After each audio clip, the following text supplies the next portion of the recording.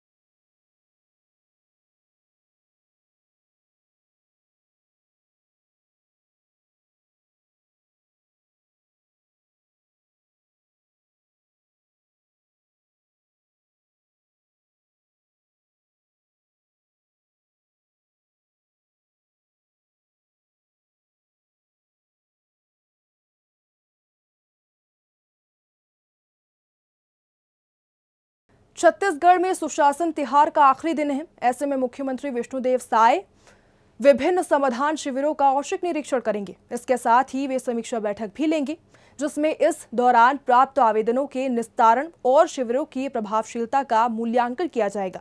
सुशासन तिहार 3 चरणों में आयोजित किया जाएगा। पहले चरण में 8 अप्रैल से 11 अप्रैल तक जनता से आवेदन लिए गए। इसके बाद जिला स्तर पर आवेदनों का निराकरण शुरू हुआ। मुख्यमंत्री विष्णुदेव साय ने स्वयं जनता के बीच जाकर उनकी समस्याओं को सुना और त्वरित समाधान के भी निर्देश दिए।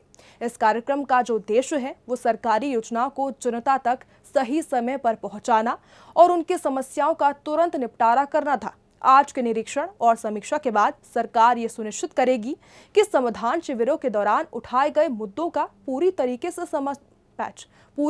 से समाधान किया जाए। मुख्यमंत्री की इस पहल से छत्तीसगढ़ में सुशासन और जनता के बीच बेहतर संवाद स्थापित हुआ है। सुशासन तिहार का ये आखिरी दिन इसलिए भी महत्वपूर्ण है, क्योंकि इसका असर आने वाले समय में प्रदेश की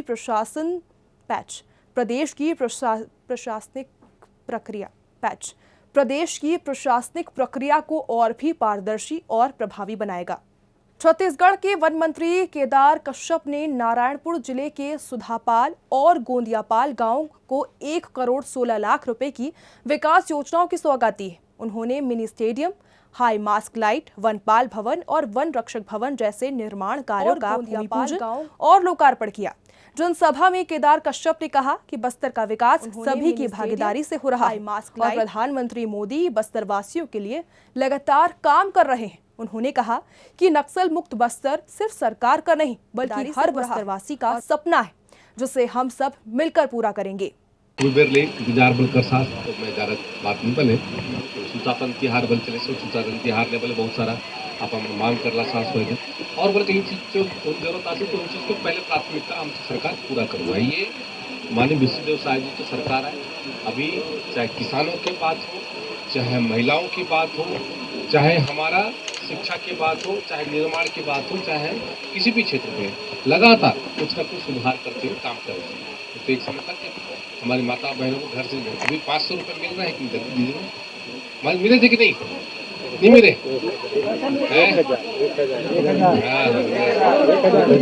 1000 रुपये मिले से बोला का है। अखिल भारतीय विद्यार्थी परिषद यानी एबीवीपी की राष्ट्रीय कार्य परिषद की 3 दिवसीय बैठक छत्तीसगढ़ की राजधानी रायपुर में संपन्न हुई। इस महत्वपूर्ण बैठक में देश भर से 400 से ज्यादा पदाधिकारी शामिल हुए। परिषद की बैठक में कई महत्वपूर्ण राष्ट्रीय विषयों पर भी चर्चा की गई और 4 प्रमुख प्रस्तावों को पारित किया गया। बैठक की शुरुआत नागरिक अभिनंदन समारोह से हुई, जिसमें छत्तीसगढ़ के मुख्यमंत्री विष्णुदेव साय ने भी शिरकत की। बैठक में पारित 4 प्रस्तावों में कोचिंग संस्थानों पर नियंत्रण और नियमन, कुलपतियों की नियुक्ति में विलंब और राजनीतिक हस्तक्षेप, भारत की आंतरिक सुरक्षा और वैश्विक व्यवस्था में भारत की बहुआयामी पहल जैसे मुद्दों को प्रमुखता से उठाया गया। परिषद ने देश में कोचिंग संस्थानों की अनियमितता पर चिंता जताई और इसके लिए कड़े नियम की आवश्यकता भी बताई। साथ ही विश्वविद्यालयों में राजनीतिक हस्तक्षेप और कानूनी विवादों के चलते शैक्षणिक अस्थिरता पर भी गहरी चिंता जताई गई। बैठक में पहलगाम में हिंदुओं के नरसंहार जैसे मुद्दों पर भी चर्चा हुई। परिषद ने देश की आंतरिक सुरक्षा को लेकर सरकार और समाज की सजग भूमिका पर भी जोर दिया। परिषद ने स्पष्ट किया कि छात्रों को राष्ट्रहित के प्रति सजग बनना और उन्हें संगठन से जोड़ना परिषद का प्रमुख लक्ष्य रहेगा। परिषद के अनुसार पारित 4 प्रस्तावों की जानकारी देश भर के कार्यकर्ताओं तक पहुंचाई जाएगी और छात्रों को इन मुद्दों के प्रति जागरूक और सक्रिय बनाने की दिशा में कार्य किया जाएगा।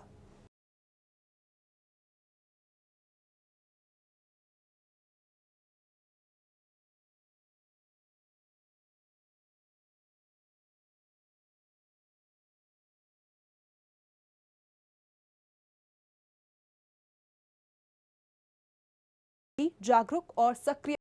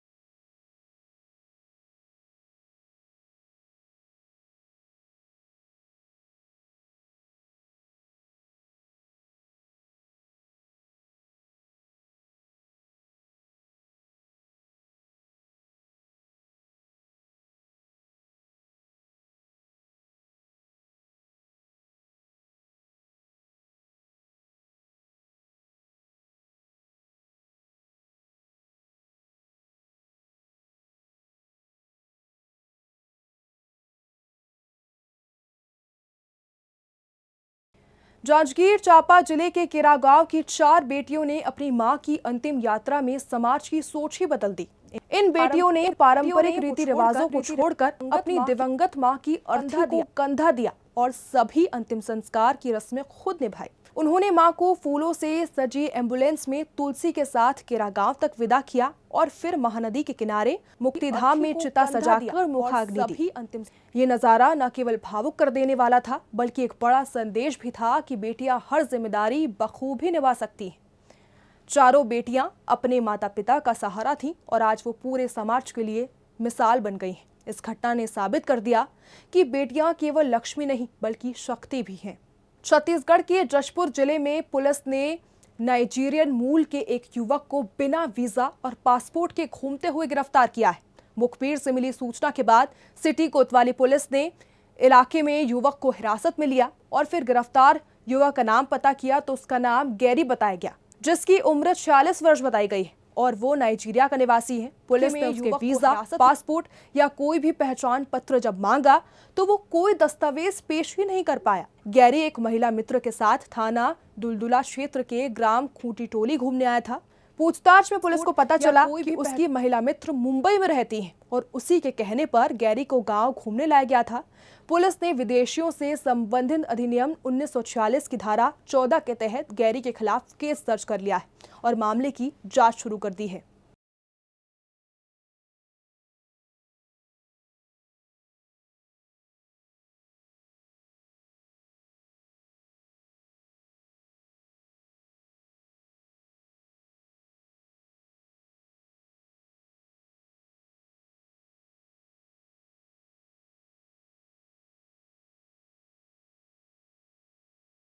छत्तीसगढ़ के कोल लेवी घोटाले में गिरफ्तार निलंबित आईएएस रानू साहू, पूर्व मुख्यमंत्री कार्यालय की उप सचिव सौम्या चौरसिया समेत कुल 6 आरोपी आज जेल से जमानत पर रिहा हो गए। ये सभी आरोपी करीब 30 महीने से जेल में बंद थे। सुप्रीम कोर्ट ने 3 प्रमुख आरोपियों को कड़ी शर्तों के साथ अंतरिम जमानत प्रदान की है। जस्टिस सूर्यकांत और जस्टिस दीपांकर दत्ता की डबल बेंच ने इस जमानत याचिका पर सुनवाई की।